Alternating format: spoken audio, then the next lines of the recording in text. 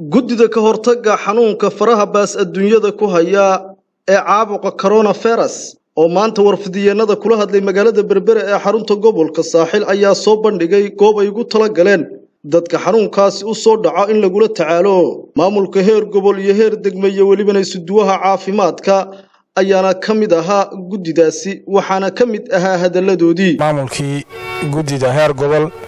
ee ka hortaga xanuunka coronavirus ilaahay naguma keenay waxaan halkan u taaganahay inaan warbixin kooban u sheegno bulshada iyo qarankaba in diyaar garow ballaaran laga galay gobolka gabi ahaanba gaar ahaan degmada Berbera iyo Dadka hawlo badan la qabtay shaqooyinka ugu waaweyn la qabtayna ay tahay diyaar garowga laga diyaar garoway in hadii bukaan yimaado la qaabili karo oo meel lagu qaabilo loo diyaariyay in dawooyinkii ama waxyaabihii lagu la tacaalayay iyagana haday tahay oxygen iyo haday tahay waxyaabihii kale makaaniyaadka ah ee lagu talagalay in wax lagaga qabto la diyaariyay in shaqaalaha dhammaan loo diyaariyay qalabkii ay u xiran lahaayeen hadii qof iska yagiyo fiilan dadkii oo u bislaaday nidaamkii loo sheegay loo sharaxay oo ku oranaya danteed ka hadlaysa wan ka durkayna ayaan shalay soo arkay waxa kale oo dadka wacyigelinta aan ugu darray ninkii xoolo dhaqanaya uu garanaya marka rida sanbab ku dhaco xereero gaar ah loo sameeyaa intii un baa leeyahay kan waa sanbabkii oo kale yarka durka si aan wixii isku qaatin marka waxa moodaa dadkii inay soo fahmiyaan waana ku wadana dhammaan gobolka wada jirba ku shaqeynaya waxaan ilaahay ka baran ilaahay naga dulqaado waxaan si ku celcelinaynaa oo u sheeganaa dadka reer Berbera inaynu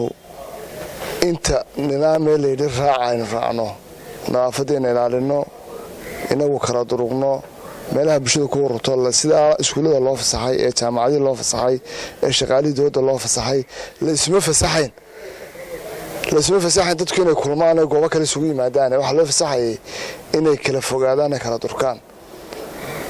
in badan dhaqaatiirtu waxay noo sheegaan xanuunka dawadiisa waxa ka wanaagsan ka hortagiisa in ku dadaalno in Ilaahay subhanahu wa ta'ala inta naga kaysiyo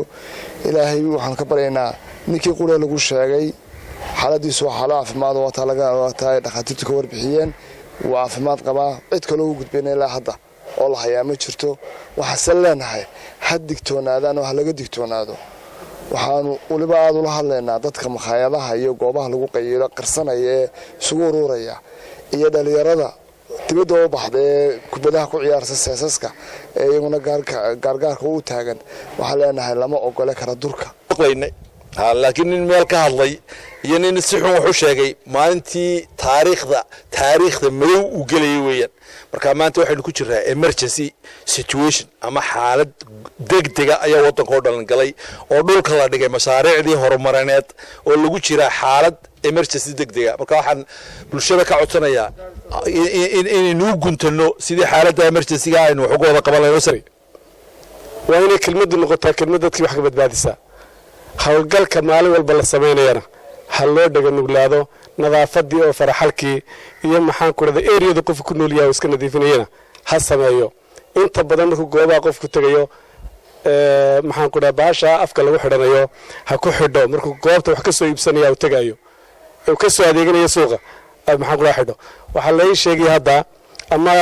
shaqaale la fasaxay shifaalnahda waxa shaqaaleedii baa fasaxayna iyagoo waliba lacagtoodina la siinayo ilaa waxaanu fasaxaynaa dhowr iyo 10 cisho guriyahooda ha joogan laakiin maxaa nooga dhamaanada inaanay makhaayadaha soo fadhiisanin man mishaarkiisina loo deynay la leeyahay mishaarkaagina waa lagu siinayaa aqalkaagii fadhi waan dara kalsoori darro laga qabo oo la leeyahay armo aqalkii fadhi waayo dee suuqii uu soo baxa waxaan leenahay iyagana ama cid kasto shaqaalaha Maxamed Cige telefishinka caalamiga Sab TV magaala xeebada Berbera